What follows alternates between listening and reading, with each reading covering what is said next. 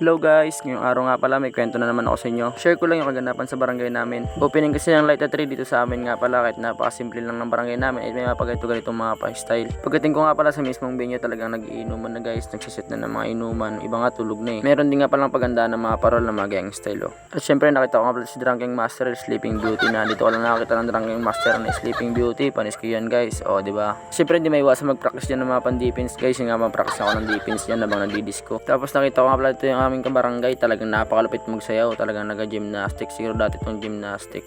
Tapos hirap siya pigilan kahit yung anak niya na nagpipigil yan oh. Sabi niya kasi uwi na tayo pa, kaso ayun niya pa rin talaga umuwi. Sabi niya wala talaga makakapigil sa akin, minsan lang to sa buong buhay ko. Pinakita niya nga pala kami ng angas dito, talaga nag-push up siya ng one hands, talagang napaka-hirap yan guys. Idol, baka Erwin yan. Kahit na nakita ko nga pala itong pinayos-napin naming tanod, talagang hindi siya umalis dyan guys. Kasi sa lahat ng sayawan magdamag yan lang siya nakatayo guys. Ang sabi niya kasi ang bumangga, iba ka talaga Kuya Edgar. At syempre di mawala yung mga solid supporters natin dyan, gusto daw nila makita sa vlog ko. Shoutout sa inyong lahat. Sa mga nanonood dito, baka sa inyo meron namang kwento sa barangay nyo. Ito kasi yung kwento sa barangay namin, di ba? Simple lang pero may mga pagaytong disco. Maliban sa disco, may mga pa-opening ng Light at 3, tapos may mga painuman na mas simple lang, tapos mga pakubo-kubo, yun, di ba? Shoutout sa inyo. Sheesh! Kaya kung isa ka sana panood dito at malapit ka lang sa barangay namin, dito lang sa barangay San Rafael, pwede kayo magpasyal dito guys tuwing gabi kasi pinapailawan yan yung Christmas tree. At syempre, shoutout kay Uncle Alan na Pogi. Pati nga pala sa kabata ko na tong sinameng, shoutout sa'yo. Pati nga pala kay Timothy Bradley. Sobrang dami niya nga rin nga pala nakakilala ng vlog ko, kaya ito nagpa-shoutout sila, sabi nila sama daw sila sa vlog ko. Shoutout sa inyong lahat. Sabi nga rin pala ng dalawang daw sama sila kasi nga daw bago lang sila nagkita. Sa mga time nga pala na to, nakitagay nga pala ako dito kasi may libre tagay daw dito.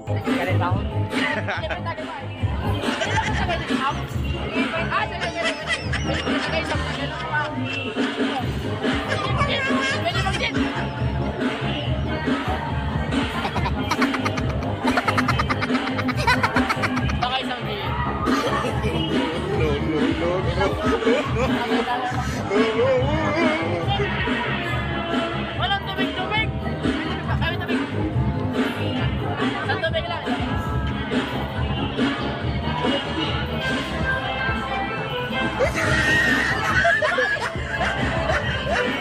Meron na.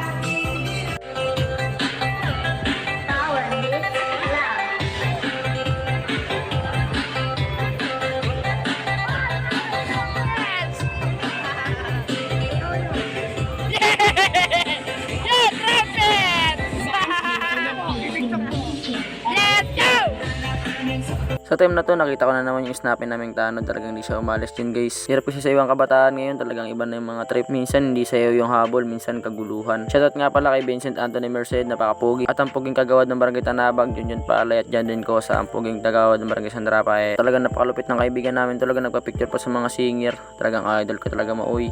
Buti hindi ka tinumba ni Kuya Edgar. Napaka-snappy pa naman ng tanod na yan. Bigla nga palang natawa dito sa mga bata na to kasi hindi sila pinayagan magsayaw. Okay, mag-alala, din kami dati. Talagang tabi-tabi lang, nood-nood lang muna. Hirap yan, no? Hindi ka na pinayagan magsayaw, tapos pag uwi mo, garote-garote ka pa. Nga pala, pwede ka rin mag-request kumanta kung gusto mong kumanta. Kumanta nga pala dito si kaibigan, talaga pala namang nag-uurasyon sa taas. No'y di ko nakita ang iyong pagdurusa.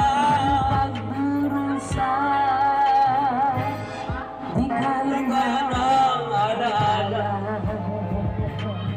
Oh, hanggang dito na lang yung buhay nyo. Ay, hanggang dito na lang yung kwento. Sana napasaya ko kayo. Maraming salamat nyo at nasayang ko naman ng ilang minuto ng buhay nyo. Bye-bye.